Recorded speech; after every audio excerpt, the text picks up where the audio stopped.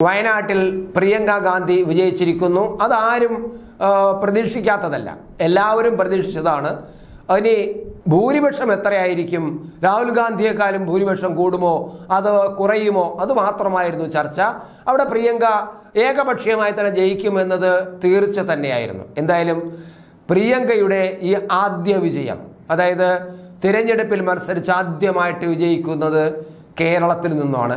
ഇന്ത്യയുടെ ഈ മഹാരാജ്യത്തിൻ്റെ തെക്കേ അറ്റത്തെ ഒരു മണ്ഡലത്തിൽ നിന്നാണ് ഇപ്പോൾ പ്രിയങ്ക ജയിച്ചിരിക്കുന്നത്. ഒരു പക്ഷേ നാളെ എന്ന് പറഞ്ഞാൽ 5, 10, 15 വർഷം കഴിയുമ്പോൾ രാജ്യത്തിൻ്റെ പ്രധാനമന്ത്രിയായി കൂടായികയില്ല പ്രിയങ്ക. എന്തായാലും വെടിയുണ്ടകൾ തുളച്ചു കയറി കൊല്ലപ്പെടുന്നതിന് മുമ്പ് വെറും 2 ദിവസം മുമ്പ് ഇന്ദിരാഗാന്ധി ഒരു വാക്ക് പറഞ്ഞിരുന്നു. 1984 സെപ്റ്റംബർ 28 ഇന്ദിരാഗാന്ധി കൊച്ചുമകളെക്കുറിച്ച് തൻ്റെ സന്തത സഹചാരിയും ദീർഘകാലം പൊളിറ്റിക്കൽ സെക്രട്ടറിയുമായിരുന്ന ML ഫത്തേദാറിനോടാണ് അദ്ദേഹം ഒരു കാര്യം പറഞ്ഞത്. അത് ഈ സമയത്ത് നമ്മൾ ഓർക്കേണ്ടതാണ്.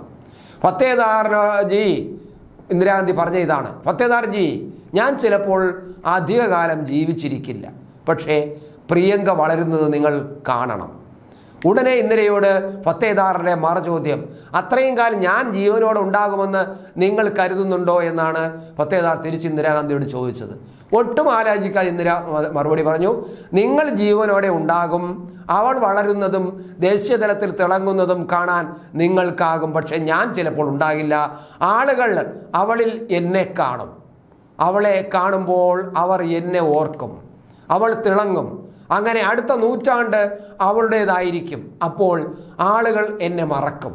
ഇന്ദിരാഗാന്ധി മരിക്കുന്നതിന് 2 ദിവസം മുമ്പ് പറഞ്ഞ വാക്കുകളാണ്. ആലോചിക്കുക, ഇപ്പോൾ ഈ പ്രിയങ്ക ജയിച്ച് നിൽക്കുമ്പോൾ ഈ വാക്കുകൾ നമ്മൾ അറിയാതെ ഓർത്തു പോകുകയാണ്. ചിന്നാർ ലിവ്സ് എന്ന പുസ്തകത്തിൽ ഫത്തേദാർ ഇക്കാര്യം രേഖപ്പെടുത്തിയത്. ആ പുസ്തകത്തിലാണ് അദ്ദേഹം ഇക്കാര്യം പറഞ്ഞിട്ടുള്ളത്. ഗസ്റ്റ് ഹൗസ് വെച്ച് തൻ്റെ കൊച്ചുമകളെ കുറിച്ചുള്ള സ്വപ്നം പങ്കുവച്ച 2 നാളിനകം ഇന്ദിരാഗാന്ധി കൊല്ലപ്പെടുകയാണ് ഉണ്ടായത്. ഇന്ദിരയുടെ പ്രവചനം നടന്ന് 40 വർഷങ്ങൾ പിന്നിടുമ്പോഴാണ് പ്രിയങ്ക ആദ്യമായി പൊതു തിരഞ്ഞെടുപ്പിൽ മത്സരിക്കുകയും വിജയിക്കുകയും ചെയ്തിരിക്കുന്നത്. മുത്തശ്ശി പ്രവചിച്ച പോലെ പ്രിയങ്കയെ കാണുമ്പോൾ ജനം ഇന്ദിരയെ ഓർക്കുന്നുണ്ട് എന്നത് സത്യം തന്നെയാണ്. കന്യംഗത്തിനായി പ്രിയങ്ക ആദ്യമായി നാട്ടിലെത്തിയപ്പോൾ സ്ഥാപിച്ച ഫ്ലെക്സ് ബോർഡുകൾക്ക് പോലും പ്രിയങ്ക വരുന്നു എന്നല്ല എഴുതിയിരുന്നത്, പകരം ഇന്ദിര തിരിച്ചു വരുന്നു എന്നായിരുന്നു. മാധ്യമങ്ങൾ തലക്കെട്ടുകൾ ഇട്ടതും ഇന്ദിരയുടെ 2ാം വരവോടെ എന്നാണ് അന്ന് തലക്കെട്ടതും. തിരഞ്ഞെടുപ്പിന് മുമ്പേ വിജയം ഉറപ്പിച്ച മണ്ഡലത്തിലേക്കാണ് പ്രിയങ്ക പറന്നിറങ്ങിയത്.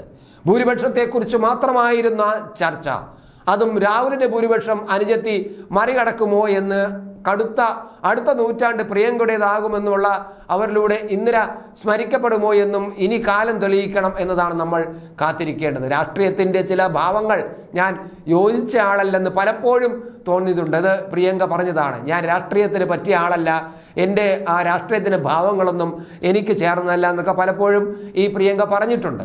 പക്ഷേ നിലവിലെ ജീവിതത്തിൽ ഞാൻ സംതൃപ്തയാണ്. ഞാൻ എന്ന കൃത്യമായി കണ്ടെത്തി കഴിഞ്ഞെന്ന് എനിക്ക് ഇപ്പോഴും പൂർണ്ണമായി മനസ്സിലാക്കാൻ സാധിച്ചിട്ടില്ല. പക്ഷേ ഒരിക്കലും രാഷ്ട്രീയത്തിലേക്ക് ഞാനില്ലെന്ന് വ്യക്തമായ കാര്യമാണ്. വളരെ മുമ്പ് പ്രിയങ്ക പറഞ്ഞതാണ്: ഞാൻ രാഷ്ട്രീയത്തിലേക്കില്ല, എനിക്ക് ആ രാഷ്ട്രീയത്തിൻ്റെ ഓരോ ശീലുകളും ശരിയാകില്ല. ഞാൻ ഇപ്പോൾ ഒരു വീട്ടമ്മ എന്ന നിലയിലും അമ്മ എന്ന നിലയിലും ഭാര്യ എന്ന നിലയിലും ഈ രാജ്യത്തെ സ്നേഹിക്കുന്ന ഒരു വ്യക്തി എന്നുള്ള നിലയിലും ഞാൻ വളരെ സംതൃപ്തിയാണ്, രാഷ്ട്രീയത്തിലേക്കില്ല എന്നാണ് പറഞ്ഞത്. പക്ഷേ വർഷങ്ങൾക്ക് മുന്നേ പറഞ്ഞ പ്രിയങ്കയ്ക്ക് പക്ഷേ ഈ അധികാരങ്ങളും ഈ സ്ഥാനങ്ങളും അവരെ തേടി വരികയായിരുന്നു. അങ്ങനെയാണ് പ്രിയങ്ക രാഷ്ട്രീയത്തിലേക്ക് ഇറങ്ങേണ്ടി വന്നതും ഇപ്പോൾ വയനാടിൻ്റെ MP ആയി പാർലമെന്റിലെത്തുന്നതും. 19ാം വയസ്സിൽ രാജീവ് ഗാന്ധിയുടെ മരണത്തിന് തൊട്ടു പിന്നാലെ പാർട്ടി പിളരാതിരിക്കാൻ കോൺഗ്രസ് കണ്ടെത്തിയ ഉത്തരമായിരുന്നു സോണിയാഗാന്ധി എന്നത്. രാഹുൽ 20 വർഷമായി സജീവ രാഷ്ട്രീയത്തിലുണ്ട്. എന്നാൽ രാജീവിൻ്റെ മരണത്തിന് ശേഷം 33 വർഷങ്ങൾക്കുപ്പുറമാണ് മകൾ പ്രിയങ്ക ജനാധിപത്യ പ്രക്രിയയുടെ ഒരു അധികാര സ്ഥാനത്തെത്തുന്നത്. 2019 ലോക്സഭാ തെരഞ്ഞെടുപ്പിന് തൊട്ട് മുമ്പ് പശ്ചിമ UP-യുടെ ചുമതലയുള്ള AICC ജനറൽ സെക്രട്ടറിയായി പ്രിയങ്ക രാഷ്ട്രീയത്തിൽ പ്രധാന റോളിലേക്ക് എത്തിയിരുന്നു എന്നതും നമ്മൾ ഓർക്കണം. എന്തായാലും പ്രിയങ്ക സഭയിലേക്ക് എത്തിയിരിക്കുന്നു, ലോക്സഭയിലെ പ്രധാന സാന്നിധ്യമായി മാറുന്നു. ഇനി പ്രിയങ്കയുടെ കാലമായിരിക്കും രാഹുൽ ഗാന്ധിയുടെ കാലം എങ്ങനെയാകും എന്ന് നമ്മളൊന്ന് കാത്തിരിക്കേണ്ടിയിരിക്കുന്നു. കാലം പോകുന്തോറും, കാലത്തിൻ്റെ ഈ ചക്രം ഉരുളും തോറും സംഭവിക്കാൻ പോകുന്ന കാര്യങ്ങൾ ഒരുപക്ഷെ എത്രമാത്രം വലുതായിരിക്കും. ഇന്ദിരാഗാന്ധി പറഞ്ഞതുപോലെ എന്നെ ജനങ്ങൾ അവളിൽ കാണും, അവൾ നാളെ ഈ നൂറ്റാണ്ട് അവളുടേതാകും എന്ന് ഇന്ദിരാഗാന്ധി പറഞ്ഞ വാക്കുകൾക്ക് എന്നായിരിക്കും അർത്ഥവത്താകുക? കാത്തിരിക്കാം.